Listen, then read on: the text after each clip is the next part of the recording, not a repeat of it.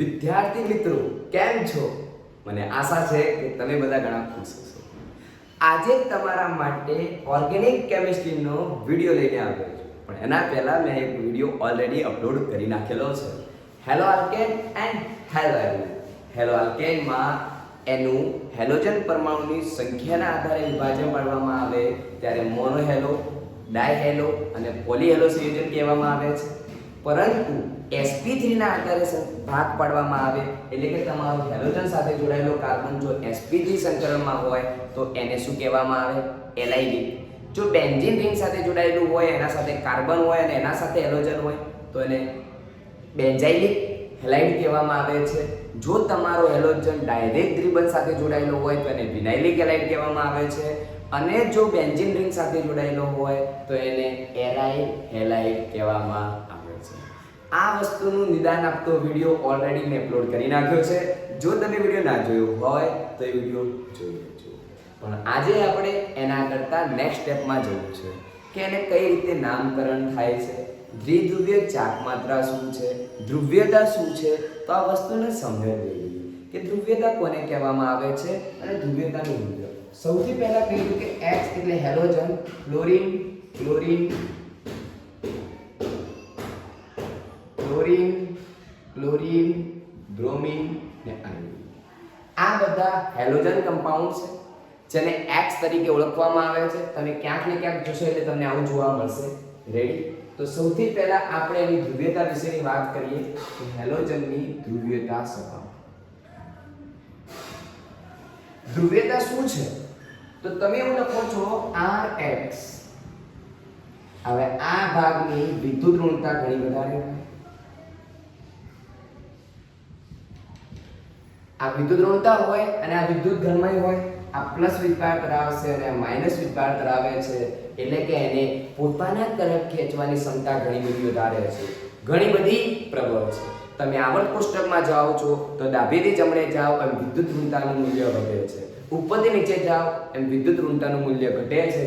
માટે તમને CCl સૌથી વધારે બંધ લંબાઈ ઓછી CCl, ફિર CCl, બ્રોમિન આ બંધ લંબાઈનો ક્રમ મળે છે. ઉપરથી નીચે તરફ જશો એમ બંધ લંબાઈ વધે છે.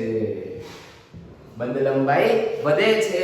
ઉપરથી નીચે જાઓ એમ બંધ લંબાઈ વધે છે. પરંતુ દ્વિધ્રુવીય ચાક માત્રાનું જે મૂલ્ય છે એ સૌથી વધારે કોનું મળે છે? CCl મળે છે. દ્વિધ્રુવીય ચાક માત્રા ધ્રુવ્યતાના કારણે તમને જે મૂલ્ય મળે છે એને દ્વિધ્રુવીય ચાક માત્રા કહે છે. અને દ્વિધ્રુવીય ચાક માત્રા હંમેશા ધ્રુવીય સંયોજનમાં જોવા મળે છે.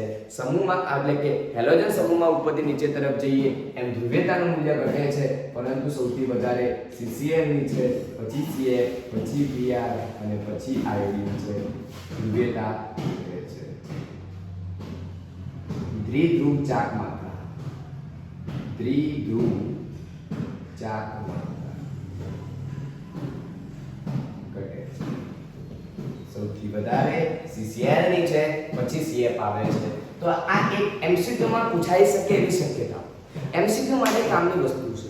દ્વિધ્રુવ બે ધ્રુવોના કારણે જોવા મળતી ચાક માત્રાને દ્વિધ્રુવીય ચાક માત્રા કહે છે. વિદ્યાર્થી મિત્રો કે હેલોજનની ઘણી વિદ્યુત ઋણતા છે, વધારે વિદ્યુત ઋણમય છે એટલે એનું ધ્રુવ બનશે નેગેટિવ, સામેવાળું ઓટોમેટિક બની જશે તમારું પ્લસ. એના કારણે તમને દ્વિધ્રુવીય ચાક માત્રા જોવા મળે છે. એક નાનકડો કોન્સેપ્ટ હંમેશા યાદ રાખજો, ક્યારેય તમારું કામ ઊભું રહેશે નહીં, એની તમને ગેરંટી આપું છું. એના પછીનો નેક્સ્ટ ટોપિક છે. સૌથી પહેલા વાતની શરૂઆત થાય છે હેલો આલ્કેનની બનાવટથી. હેલો આલ્કેનની બનાવટ કોને કહે છે?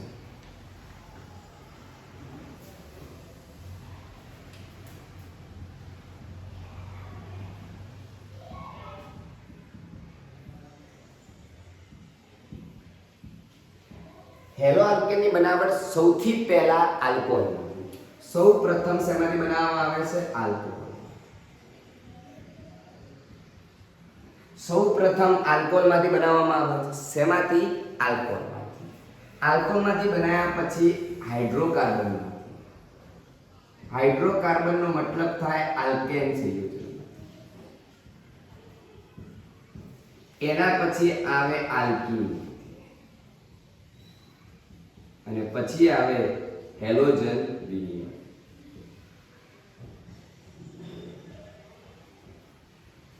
હેલોજન વિનિમયમાં તમારા બે શબ્દો बहुत ही ઇમ્પોર્ટન્ટ, ખૂબ જ મહત્વના, ફ્રિંકલસ્ટેઇન એન્ડ શ્વાર્ટ્ઝ રિએક્શન. તમે પ્રીવિયસ યરના ઘણા બધા પેપર જોશો તેમાં આ બે શબ્દો જોવા મળશે, ફ્રિંકલસ્ટેઇન અને શ્વાર્ટ્ઝ. બંને રેર કેસ છે, યાદ રાખીશું ટીપટોપ.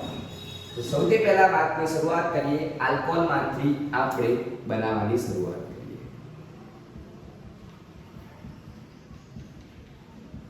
આલ્કોહોલમાંથી બનાવવા માટે સૌથી પહેલા આલ્કોહોલની પ્રક્રિયા કોના જોડે કરશું? આલ્કોહોલની પ્રક્રિયા સૌથી પહેલા કોના જોડે કરવામાં આવે છે? તો HCl જોડે કરવામાં આવે છે. કોના જોડે કરવામાં આવે છે? એસિડ જોડે કરવામાં આવે છે. આલ્કોહોલની સૌથી પહેલા પ્રક્રિયા એસિડ જોડે HCl જોડે કરવામાં આવે છે. કોની હાજરીમાં? ઝીંક ક્લોરાઇડ. આલ્કોહોલની પ્રક્રિયા HCl જોડે ઝીંક ક્લોરાઇડની હાજરીમાં પ્રક્રિયા કરવામાં આવે એટલે આપણને નિપજ તો ખબર જ છે. RX એટલે કે RCl બનશે. અહીંયા શું બનશે? RCl. પછી શું છૂટું પડશે? પાણીનો અણુ છૂટો પડી જશે. થઈ ગઈ પ્રથમ બનાવટ પૂરી કે આલ્કોહોલની HX, અહીંયા HX પણ લખેલું હોઈ શકે. જે પણ હેલોજન હશે એ તમારો અહીંયા હેલોજન લાગી જશે. રેડી વિદ્યાર્થી મિત્રો? આશા રાખું છું કે ખબર પડી હશે. બીજી આલ્કોહોલની પ્રક્રિયા કોના જોડે કરવામાં આવે? તો સોડિયમ હેલાઇડ જોડે કરવામાં આવે, NaBr જોડે.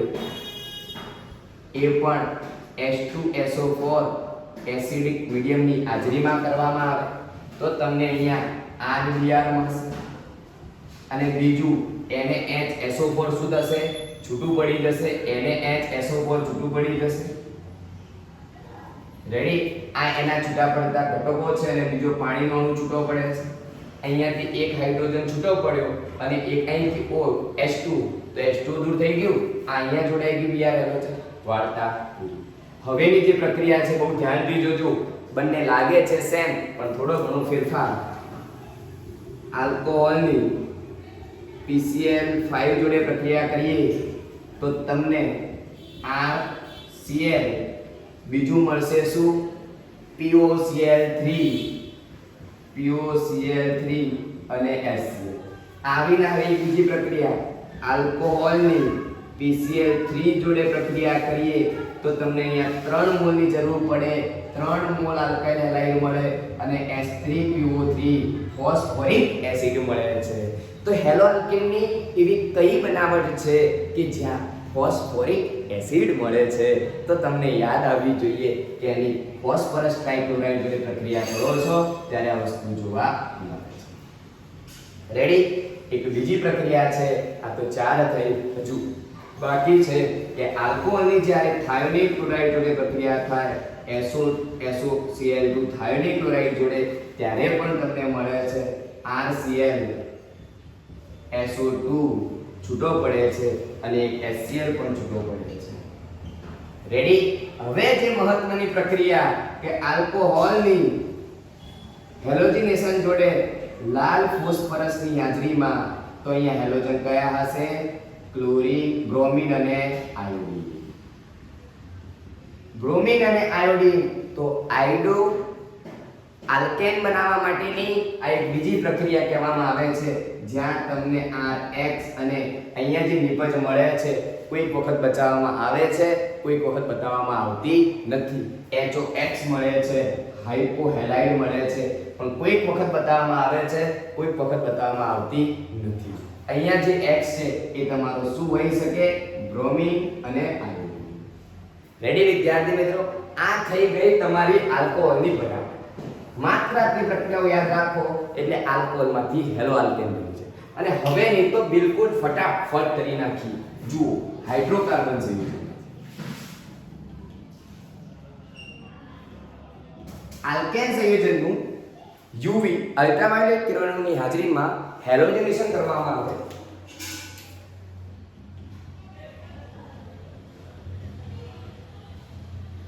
ત્યારે બે નિપજો મળશે. હેલોજનેશન કરીએ ત્યારે બે નિપજો CH3 CH into CH3 plus CH3 CH2 CH2 CH2X. આમાંથી જેનું પ્રમાણ મહત્તમ મળતું હશે એ તમારી નિપજ મળશે. રેડી? શું કર્યું? આલ્કેન સંયોજન સૂર્યપ્રકાશ અલ્ટ્રાવાયોલેટ કિરણની હાજરીમાં હેલોજનેશન કર્યું. હેલોજનેશન પ્રક્રિયા તરીકે પણ આને ઓળખવામાં આવે છે. માત્ર એનો ઉદ્દીપક બદલાય છે એટલે એની વાત બદલાઈ જાય છે. આલ્કીનમાંથી કરવી હોય તો આલ્કીન માટે બેટા એના બે શબ્દો છે. સંમિત આલ્કીન હોય અને અસંમિત આલ્કીન હોય. સંમિત આલ્કીન હોય તો આલ્કીનમાંથી અહીંયા બનાવીએ. આલ્કીનમાંથી જો સંમિત આલ્કીન હશે તો એનું હેલોજનેશન જોડે પ્રક્રિયા થશે તો એક હાઇડ્રોજન અને બંને જોડાઈ જશે તો તમારું આવું હેલોજન મળી જશે. રેડી? બાકીના બધા શું હશે? હાઇડ્રોજન. પરંતુ જો અસંમિત હશે તો જો માર્કોનિકોવનો નિયમ વપરાશે તો ઉદ્દીપક નહીં હોય, માર્કોનિકોવનો નિયમ વપરાશે તો તમારી મુખ્ય નિપજ આ મળશે અને અલ્પ પ્રમાણમાં આ મળશે. આ તમારી મુખ્ય નિપજ 90% અને આ 10%. પરંતુ જો અહીંયા પેરોક્સાઇડની હાજરી લખી દેવામાં આવે કે પેરોક્સાઇડની હાજરીમાં કરવામાં આવે પ્રક્રિયા તો આ તમારું ઊંધું થઈ જશે. આ તમારી 90% અને આ તમારી 10% થઈ જાય છે. આ સંમિત આલ્કીન હતો, આ અસંમિત આલ્કીન છે. આ સંમિત આલ્કીનમાંથી અને આ અસંમિત આલ્કીનમાંથી આટલો ફરક છે વિદ્યાર્થી મિત્રો. આ વસ્તુનું બહુ નાની વાતો છે, એનું બહુ બારીકાઈથી ધ્યાન રાખજો. જો આલ્કીન સંયોજનનું જો કાર્બન ટેટ્રાક્લોરાઇડની હાજરીમાં પ્રક્રિયા કરવામાં આવે, આલ્કીન સંયોજનની જો કાર્બન ટેટ્રાક્લોરાઇડની હાજરીમાં પ્રક્રિયા કરવામાં આવે તો બંને જગ્યાએ હેલોજન જોડાઈ જશે અને તમારા આ રીતે હેલોજન જોડાયેલા જોવા મળે છે, જેને હેલોજનેશન જોડાવાઈ જાય, જેને કાર્બન ટેટ્રાક્લોરાઇડની હાજરીમાં કરવામાં આવે છે, જેને વિસિનલ ડાયહેલાઇડ કહે છે. શું કહે છે? Vicinal dihalide. પાસેના કાર્બન ઉપર જો હેલોજન જોડાય તો એને વિસિનલ ડાયહેલાઇડ કહેવામાં આવે છે. વિદ્યાર્થી મિત્રો, હવે પછીની જે પ્રક્રિયા છે એ ઘણી મહત્વની છે, એટલે હવે પછીની જે આપણે પ્રક્રિયા જોવાની છે એ નેક્સ્ટ વિડિયોમાં જોવાની છે, કારણ કે ખૂબ જ મહત્વની છે. એના વગર તમને પ્રશ્ન મળે જ નહીં. આ માત્ર આપણે હેલો આલ્કેનની બનાવટ કરી છે. રેડી? આ આપણે હેલો આલ્કેનની બનાવટ જોઈ, ત્રણમાંથી આલ્કોહોલ, આલ્કેન અને આલ્કીન, અને હવે હેલોજનના વિનિમય દ્વારા જોવાની છે, પરંતુ નેક્સ્ટ વિડિયોમાં જોઈશું. આશા રાખું છું કે તમને વિડિયો ગમ્યો હશે. જો વિડિયો ગમે તો લાઈક, શેર અને સબસ્ક્રાઇબ કરવાનું ભૂલશો નહીં.